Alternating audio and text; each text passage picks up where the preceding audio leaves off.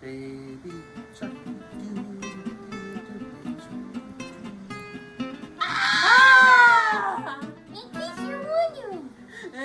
Hey guys, welcome to In Case You're Wondering. I'm Chris. I'm Vicky. And I'm Amber. And you know, you probably noticed we're wearing the same clothes again. I'm not. Yeah. Yeah, right.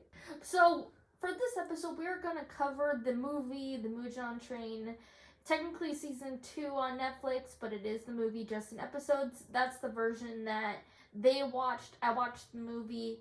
But I thought it would be cool if we watched and we told you about it. So, Vicky, what do you think about the series so far? I think that this part of the series definitely had good parts in it.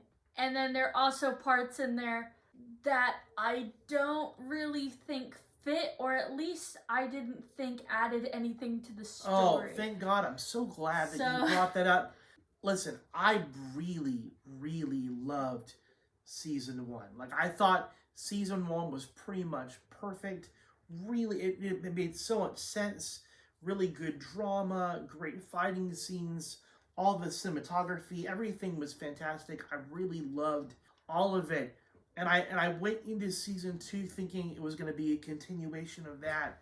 But oh my God, the first couple of episodes, so super cringy. Well, right? The thing is that you gotta think how things are written for a lot of animes that do movies.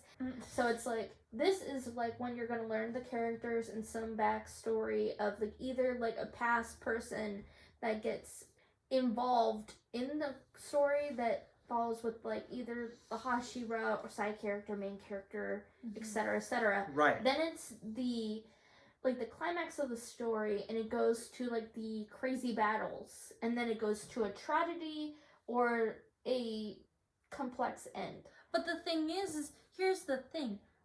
I completely understand that this was set up for a movie, and I understand that makes it a little more awkward, but like even compared to what we saw in the first season, I was like, this is totally not what we left off with. Now, I understand what I did love about this specific season was that we were able to know more about this Flame Hashira, and as much as his lines were a little annoying because he said like tasty multiple times, we saw him feed people and make sure people got home safely by buying all their food. He protected them. Yeah, by like protecting them, by giving Inosuke, Tanjiro, our main character, guidance in those whole things, because he didn't have his little brother around and they all were kind of like older siblings. What I liked was honestly the demon of this season a lot. We have Inmu. That's how I pronounce it. Might be wrong. We don't know. So Enmu, and I agree. I thought that once we got over the cringy moment, really, with Kenjiro Rengoku, I really did feel like this dream sleep demon that sort of like trapped people in a happy dream, and where they wouldn't realize that they were imprisoned. But then the only way out is either figuring out a loophole. So for Tanjiro, he did the sacrifice himself and then wakes up. For others, it was more finding them inner selves, kind of. I think it kind of depended on the person. No, I agree. I thought the moment when Tanjiro had to intentionally try to wake himself up and turn his back on the family that he was so desperate to be with and reconnect with, I thought that was brutal. It was painful. It was cruel. And I think that how many of us would choose the dream over reality if it meant we had more time with the people that we had lost? I thought that part was particularly powerful, and it almost made me forget the tasty line that he kept repeating over and over again. Of all the characters in the story, Nezuko somehow seems to be kind of like unaffected. So she was able to to kind of help fight Enmu.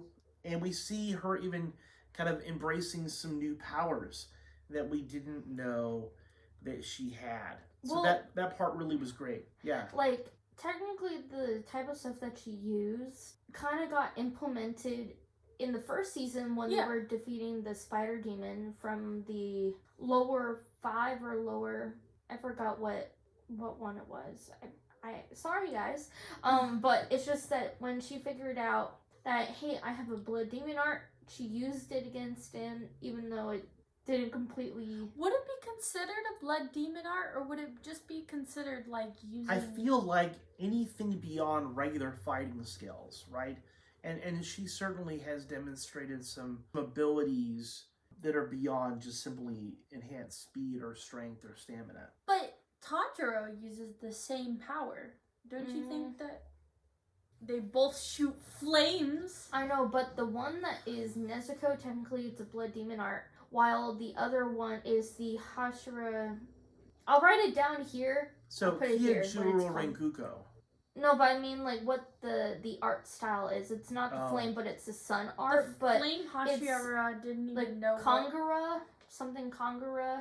Right. But I'll write the full thing here so you know what it's called. But I think that was like really cool. Like we get a lot of going back to your roots in this section, which again I love from Demon Slayer, that like every demon has to face their demons, and that it's not peaceful all the way through. Yeah, it's not peaceful all the way through, that everyone has had their pain that they've had to fight through, whether that be like Inosuke, like when the flame Hashira, if you haven't seen this section, please jump off because there's going to be really bad spoilers. So the flame Hashira dies at the end, and we see this kind of connectiveness between Inosuke, Tanjiro, and Zenitsu. Yeah, there you go. Yeah. And this is something that we have seen in the first section at the very end, but Inosuke is literally like picking Tanjiro up off of the ground and saying, "Let's train our asses off," and you know, stop crying and everything like that. And so you see that these people have been affected by watching this person that they kind of saw as a guide, or the first kind of figure that has helped them train in what they want to do. And it is, I personally didn't get the connection with the Flame Hashira like my sister did, but like I understand that for some people, like that section really I was saddened by that section, but I know that my sister was really saddened by it. So I will say, before I let you go ahead and kind of explain why it hits you, I think what they did really great with Kyojuro Rengoku was that they really built him up to be this larger than life kind of character. A little bit ridiculous, you know, compared to the team that we've already been introduced to. He was the fastest, he was the strongest, he was the most powerful, he was the most highly skilled member of the team. If this was Dragon Ball Z, this would be Goku, right? If this was the Justice League, he would absolutely be Superman. And so I think they had really felt like there really wasn't anything that Kyojuro Rengoku could not deal with and be victorious over. And I think that's why it was such a huge thing, the way that the whole season 2 ended. Amber, I know I watched you as we were going through it, and you just looked like a puddle of your former self. What was your experience like watching it again? Like when I watched it literally the day of Japan getting it onto Crunchyroll. So I watched the movie, and they did add some scenes for the episodes, like I think it was like the train center thing where he actually gives the food to them. So I don't remember that in the movie, but if there was that in the movie, let us know down below. But it's just that a lot of things for me was that you kind of like understand that he kind of had like a big brother mentality, you know, for Tanjiro, Zenitsu, and Inosuke. And it's just that all of them kind of did the same thing with him as like a big brother. He teaches you things, and he rather puts himself in front of them instead of them dying for him. And it's just, that tells you the kind of like the emotional stuff that he can do. Yeah. Like, he understands, like, he has a brother at home, his dad's at home, you know, and he sadly had to kind of take over taking care of his brother because of his mother's health issues, you know. So it's just, when you watched it in its original form before turning into episodes, it kind of hits you different because how it's written is meant for single watch use, not like pausing, have like an intro, then an outro, and then do it again and again and again. So I get what you're saying. I still thought, I remember watching the episode for the first time and then watching Amber, and you were like really emotionally affected. And I think, you know, that really was the build-up of the season, that you really hurt and surprised and sad. It was a really super tragic moment. And the thing is that I remember when Dad and Vicky are like, so how much do we have to prepare for this season? I'm like, well, you're fine right now. Like, you're fine right now. I feel like Amber set us up a little bit. I think, like, it definitely set up that idea that this flame Hashira is kind of opening up that space for Tanjiro and his friends to be the next generation of Hashiras. You know, I have a quick question. Who do you think is most capable of being a Hashira, and why? You know, Dad, how about you answer this one? Well, I know the obvious answer, and this is Tanjiro. Yeah. I mean, he absolutely is the most self-controlled, and along with his water breathing, his ability to do that fire form, I think shows that he has some versatility in what he's able to do. And he was able to master a total concentration breathing constant. Right. Yeah, that was... Ew, Yeah. I can't imagine, like, it could be... You got stabbed and you're like, use total concentration to heal your wound. I'm like, where's that? I wish I could do that, like, because I'm super clumsy, so, like, if I break my arm, I'll be like, Snap! Yeah, And then just, like- you'd be total concentration breathing constant all the time. yes, but that was the whole point, wasn't it? Was to do it all the time. Can I have the one thing that I miss about, well, there's two things. I think sometimes the show kind of misses the plot. Tanjiro's entire purpose for being is he's going to find a cure for his sister. Yeah. And I feel the longer we go through this, the more we kind of realize there is no cure for Nezuko. That's at least the way that it feels. Amber probably knows something. Not everything. But that is sort of how it feels a little bit. The other thing is, we didn't get any Michael Jackson in this season. Oh, I don't have the right hat for this. I know. You guys probably have heard to his Michael Jackson. Muzan Jackson. Yes. Michael Kibutsuki, whatever you call him. I think that, like, going back to your question, I honestly, because, like, if you look at all the Hashiras, they always have, like, a little kink to them. Like, they have, like, one that, like, cries. One. Oh no, you're gonna say Zenitsu? Well, like, either that or Inosuke. I honestly think Inosuke is closer to Hashira because he's the one who, after he's been beaten to shit, He's like, I'm fine. yeah, he's like, I'm fine. I'm gonna Total get up, you Monty know? Python, like, tis but to scratch. Yeah, like, and Like, his arms are cut his off. Right. whole idea, like, he's the only one with a mask. It's a flesh wound. The flesh wound. He's the only one with a mask, and that ends up, like, helping him in the long run. Now, I think that this is the season where we definitely see that Tanjiro is stronger than he think he is. Like, Yes. we also see him at his most emotional. We have seen him push down his emotions multiple times where he wasn't able to mourn his family very much. He wasn't able to mourn, like, the loss of many people he's known, mourn the loss of his sister, really. And then we see him finally gain another parental or brother role that he felt he needed to also protect. And in his eyes, he ends up feeling like he's failed because he wasn't trained enough like a Hashira.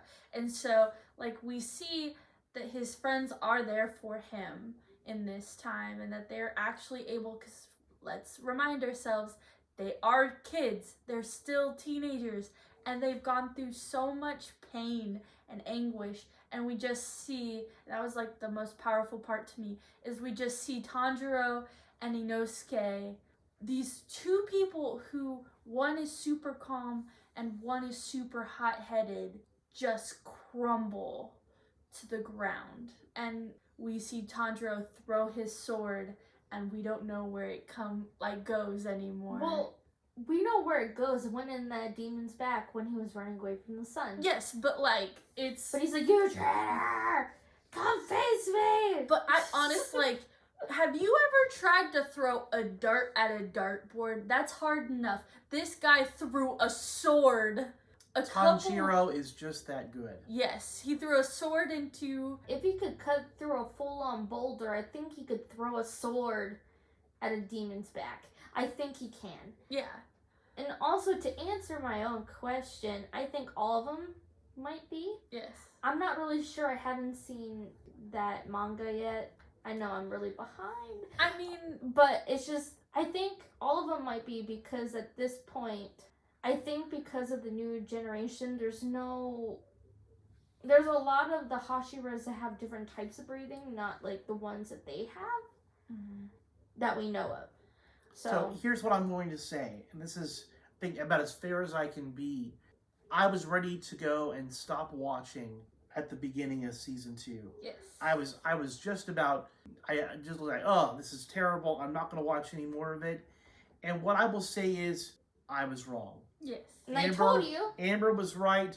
Once you get past the initial part of it, where they're kind of really digging into the characterization, and the cringe passes, the fight scenes pay off, and definitely it makes an emotional impact. I think that was sort of the gist that we kind of get from all of our conversations. A demon literally today. connects to a train, and we think, oh, cut off head. That's as quick and easy as we think. But no. No, I liked how this demon, I'm not saying that they had a little bit of heart to them, that they want to kill the victims in a horrific way. They'll just kill them while they're in a dream.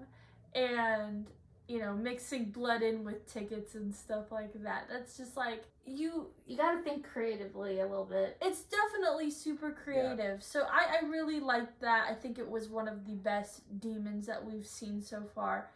I'm excited on where season 3 is going to take us. Okay, before you say the rest of what you have to say, season 3 is a lot better. So you're gonna like it. It has one of my favorite Hashiras in it, so I think you would. The butterfly one? No. Who's your favorite Hashira? I think we're gonna have to find out when we go. Don't and tell me watch it's the crime season one. 3. No. Okay. No. All right. Who not. is your favorite Hashira? What is your favorite demon? What do you guys think here of Demon Slayer, particularly season 2? Let us know right there in the comments. If you've hung in all the way through here to the end and you haven't already hit that submit button, hey, hit that submit button. Give us a like. Subscribe. All right. And hey, I think we're going to wrap things up. I'm Chris. I'm Vicky. And I'm Amber. Bye. Bye. Adios. Bye. In case you were wondering. Are we rolling? Yes. All right. And again, we're going to make this quick. So he died. The end. So you guys probably have heard. What?